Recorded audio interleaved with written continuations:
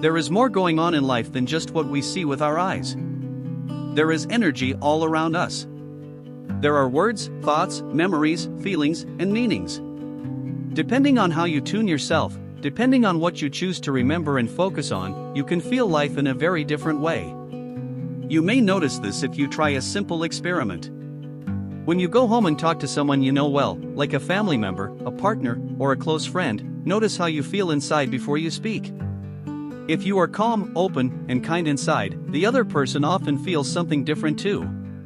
The words may be the same, but the feeling changes.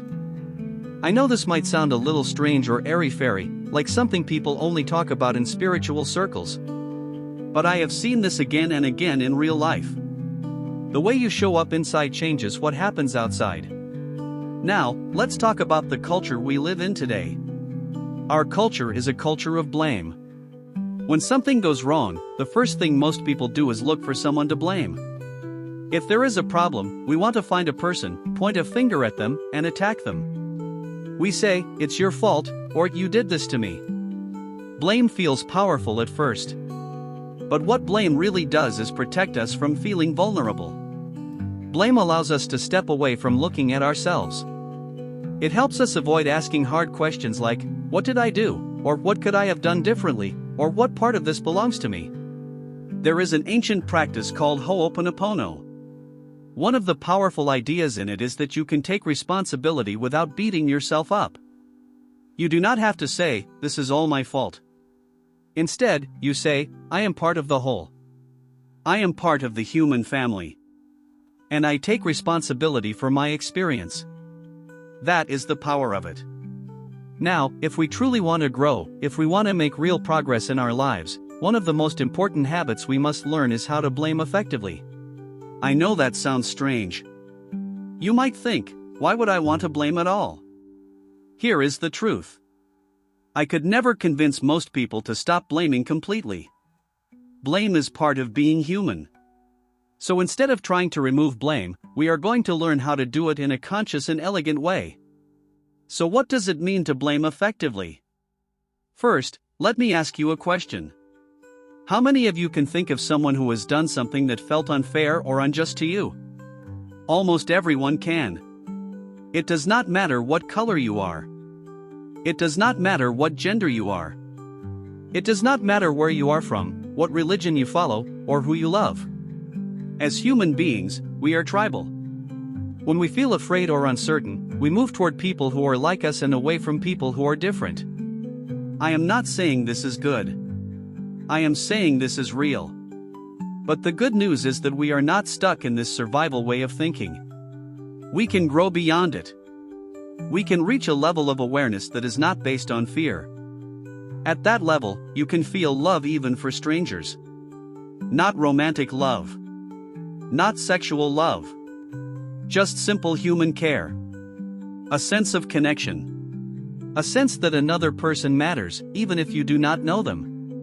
If you want to experience the most growth in your life, learning how to blame effectively is one of the most important skills you can develop. So let's look deeper at what this really means. Many of you have a story about something painful that happened in your life. Something unfair. Something that hurt you deeply. And your story about what happened may be completely true. But here is the key point. Your story about what it means is often not true. Life gives us experiences that are painful, confusing, and sometimes shocking. But these moments are not random. They are a call to grow. They are a call to adventure. This is what people call the hero's journey. The hero's journey is simple. You leave what you know. You step out of your comfort zone. You enter a place of uncertainty. And in that uncertainty, you grow. You do not grow when everything is predictable. If you always know what will happen, how it will happen, and where it will lead, there is no growth there. There is also no passion. Passion only exists where there is uncertainty. The quality of your life is directly connected to how much uncertainty you can live with comfortably. I once knew someone who believed he had OCD. But what he really had was a deep addiction to certainty.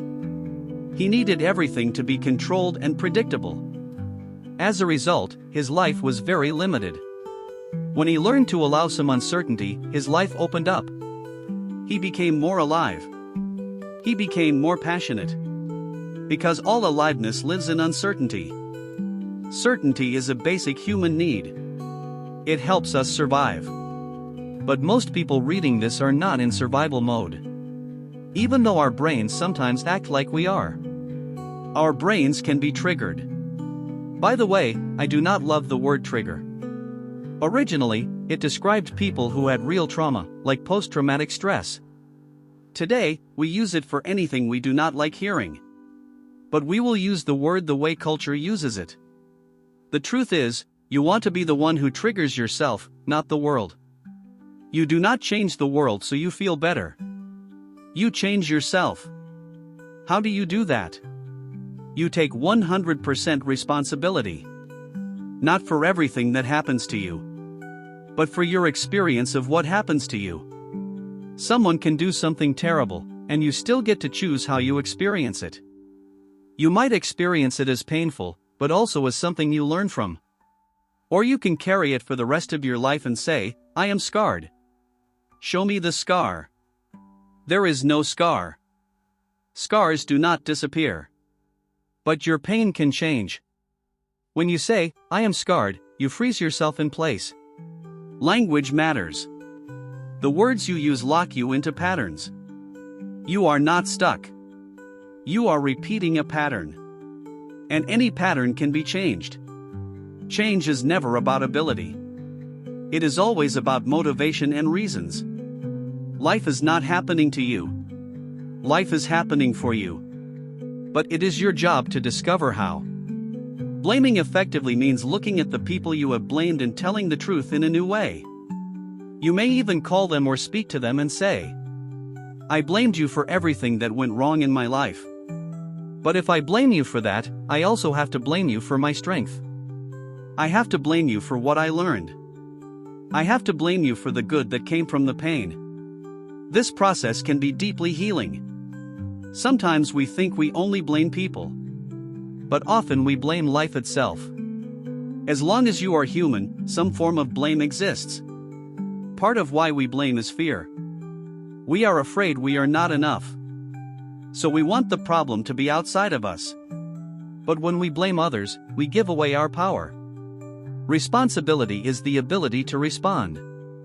If someone else is always at fault, you have no control. When you take responsibility, you reclaim yourself. This process is not only about healing yourself. It is also about offering love to others. Often, the people you blame already blame themselves more than you ever could. Judgment keeps blame alive. We judge too early. We judge moments instead of entire journeys. Something that looks terrible today may plant a seed for something beautiful tomorrow. Pain carves us. It deepens us. It strengthens us.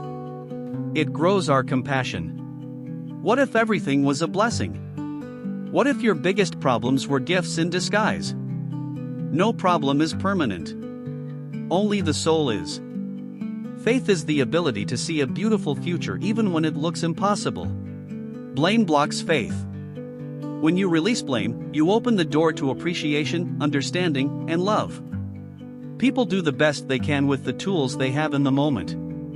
Redemption matters. It does not matter where you started. It matters who you become. When you redeem others in your heart, you redeem yourself.